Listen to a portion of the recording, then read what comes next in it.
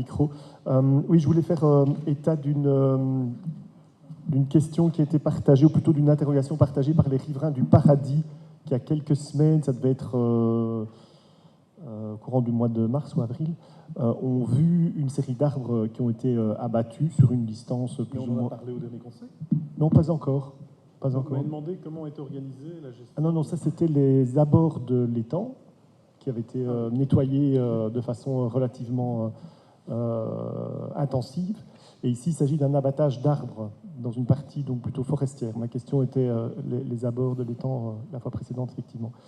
Mais justement, c'est parce qu'il y a une succession d'interventions qui pose question. Donc, ayant constaté que ces arbres étaient en cours d'abattage, les riverains ont interpellé la commune, le service administratif, qui a répondu d'ailleurs assez rapidement et qui faisait état d'une intervention faite en concertation avec le DNF. Donc les riverains ont interpellé le DNF pour en savoir plus aussi, puisque la réponse de la commune était donnée. Là, la réponse du DNF a été un silence assourdissant, qui laissait clairement entendre qu'il n'était pas nécessairement associé à cette intervention, et donc des contacts pris de part et d'autre a confirmé qu'effectivement, dans l'état actuel de l'intervention, eux n'avaient pas été associés. On a fait... Alors, je pense qu'il y a eu un rendez-vous qui a été proposé aux riverains qui sont venus voir et qui ont été accueillis par le service, qui ont donné plus d'informations, qui finalement, semble-t-il, a reconnu que ça datait déjà d'un certain temps, qu'on parlait d'un plan de gestion ou d'entretien lié à cette zone-là qui remontait, qui n'était pas tout à fait nouveau, mais qui avait été mis en œuvre. Mais tout ça semblait assez confus. Alors... Évidemment, quand c'est confus, ça suscite d'autant plus d'interrogations chez les riverains. Donc, ils ont commencé à poser un peu plus de questions au service jusqu'à un moment où il n'y a plus de réponse, entre autres sur des questions de si un permis d'urbanisme était nécessaire pour l'abattage de cette parcelle.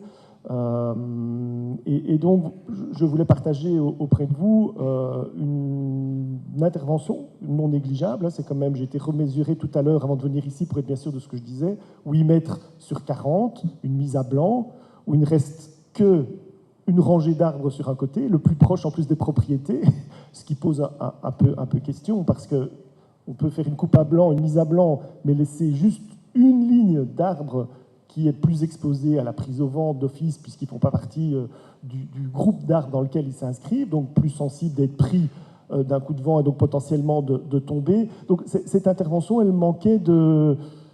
Elle n'était pas compréhensible et donc ça a suscité beaucoup de questionnements. Et donc j'aimerais ce soir essayer de comprendre un peu plus qu'est-ce qu'on a voulu faire là, sur l'intervention de qui, à la demande de qui, est-ce qu'il y avait un permis qui était nécessaire et s'il a été délivré ou pas. En tout cas, au moins répondre à ces questions-là. Et je formule tout de suite, pour ne pas perdre de temps, une demande. Vous le savez, le succès de la zone du Paradis n'est plus à démentir. Donc, c'est-à-dire qu'il y a beaucoup de gens qui circulent, il y a beaucoup de gens qui se promènent. Les riverains ont toujours utilisé cet espace-là pour promener leurs chiens, pour prendre un peu de bon temps.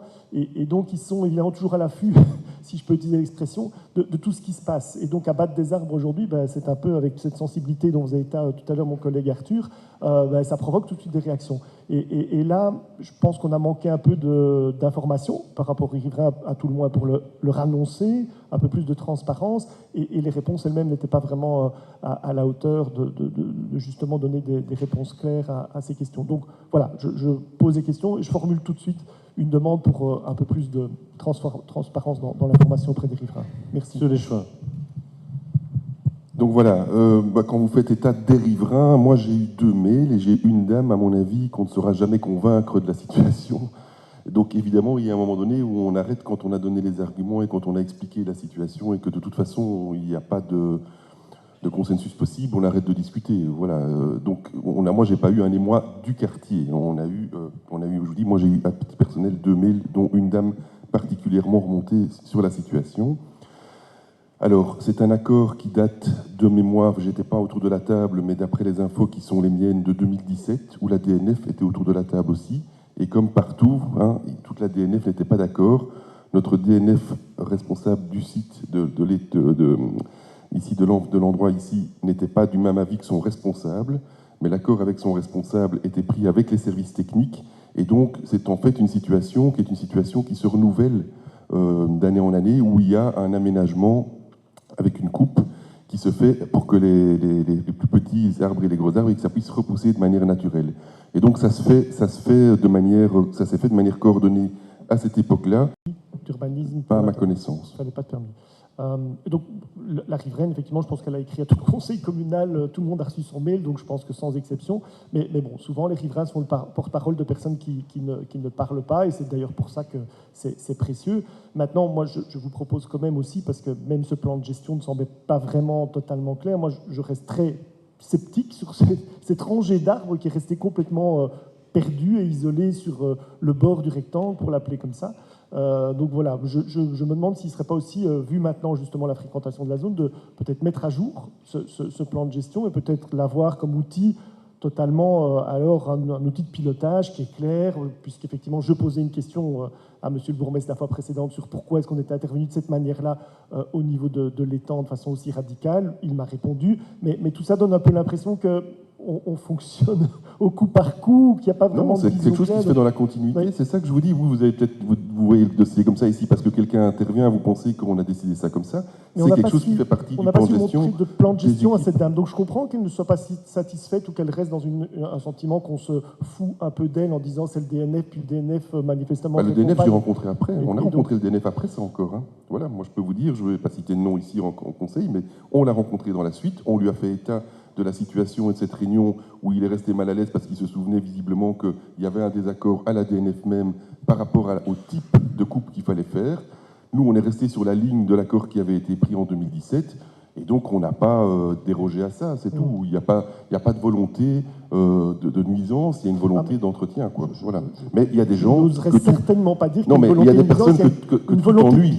Une volonté de bien faire, mais ça ne veut pas toujours dire qu'une volonté de bien faire. Non, mais c'est pas parce qu'une personne se plaint qu'elle le porte-drapeau de tout un quartier pour lequel j'ai reçu 2 mails. Donc il faut éviter aussi de faire une généralité d'une situation. C'était un peu plus qu'une personne dans les contacts qu'on a eus, mais bon. En tout cas, moi je vous appelle effectivement sur ces interventions-là peut-être à mettre quelque chose à toute boîte, annonçant, prévenant et de faire un peu de pédagogie. Je pense que ça permettrait déjà sans doute de déminer pas mal de choses. Voilà. C'est un peu compliqué à mettre en place, hein, ça, monsieur Van Hem. Je veux dire, chaque fois qu'on intervient dans le parc, on ne va pas mettre des toutes boîtes. Une mise à blanc. Surtout que la dame concernée n'était même pas concernée directement par la mise à blanc, c'était plus loin de chez elle. Oui, mais ils vont tous se promener, là, vous savez bien, ils ont tous leur jardin. Et donc on doit leur jardin donne. Jusqu'où on doit prévenir les gens qu'on va Ils sortent par leur jardin dans la zone. Viva-quoi, quand ils interviennent, ne préviennent pas les gens. Ils font aussi. C'est une procédure qui est une procédure classique.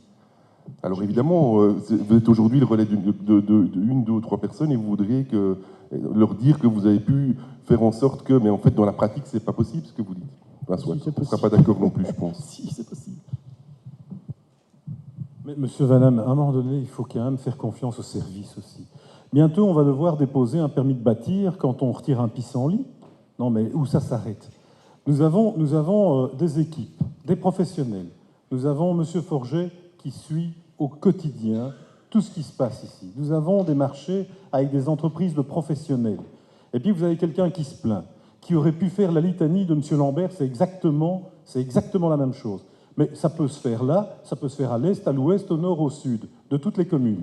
On peut avoir le même discours. À un moment donné, il faut gérer la commune. Quand vous avez... D'ailleurs, on a des marchés qui ne sont même pas définis. Parce que vous avez une tempête, bah ok, il faut intervenir dans ce coin-là, parce que là, il y a eu du vent, il y a des branches cassées, il y a un arbre qu'on doit abattre. Ok. Puis finalement, il ne se passe rien pendant 2 mois, c'est la sécheresse, il y a un arbre qui est malade, qui tombe. Enfin, bon, même les marchés ne sont pas définis. On doit gérer de manière pragmatique, et si on doit commencer, et Dieu sait si on a des services qui sont quand même à l'écoute. Nous avons des fonctionnaires qui sont spécifiquement formés pour répondre au mieux. Vous avez des emmerdeurs. Vous avez des gens qui n'arrêtent pas. Je peux vous citer 150 exemples. Je peux même vous citer des exemples où quand les services ne s'en sortent plus, où on a eu le chef de service, le contremaître, le directeur général adjoint, le directeur général, parfois on m'envoie la personne en disant « on ne sait plus quoi en faire ». Il y en a des comme ça, hein. Et il y en a plus que un. Hein. Il y en a plus que un. Je peux vous raconter une anecdote. Ben ok, on ira la couper demain. Mais non, mais qu'est-ce que vous voulez que je vous dise? Moi, je ne sais pas pourquoi ils ont laissé une rangée d'arbres. Mais si elle vous dérange, je dirais, Monsieur Vanna m'a demandé qu'on coupe la dernière rangée. C'est pas qu'elle me dérange, c'est qu'elle... Bah alors, si elle vous dérange pas, pourquoi vous tartinez? Qu'est-ce qu'on a voulu faire? C'est ça qui est vraiment... Voilà, Monsieur de Tante a la réponse. Mais effectivement, j'ai vécu ça depuis très longtemps. Pour qu'il n'y ait pas de malentendu, les arbres que vous visez, c'est bien l'arrière du clos du parc. Parce que c'est pas... Parce que Vivaquois a procédé à une mise à blanc de conifères. C'est pas de ceux-là qu'on parle. Hein. C'est pas des conifères. Alors, à l'arrière du clos du parc, je peux vous dire qu'il y a beaucoup de riverains qui sont demandeurs de faire ce qu'on fait. Ça, je tiens à vous le dire. Moi, j'ai quand même écouté pas mal de gens. Non, mais alors, ce qu'on a convenu, je n'ai pas été voir récemment, ce qu'on a convenu, c'est de faire effectivement par tiers une coupe à blanc, et ça avait été convenu comme ça. C'est la bonne gestion d'un parc comme ça. J'écoute aussi, moi, parce que je ne suis pas spécialiste non plus. Et la DNF est intervenue en tant que conseiller à ce moment-là. Et on était bien tombé d'accord là-dessus, c'est ce que M. Léchevin vous a dit. Je confirme donc les propos de M. Léchevin.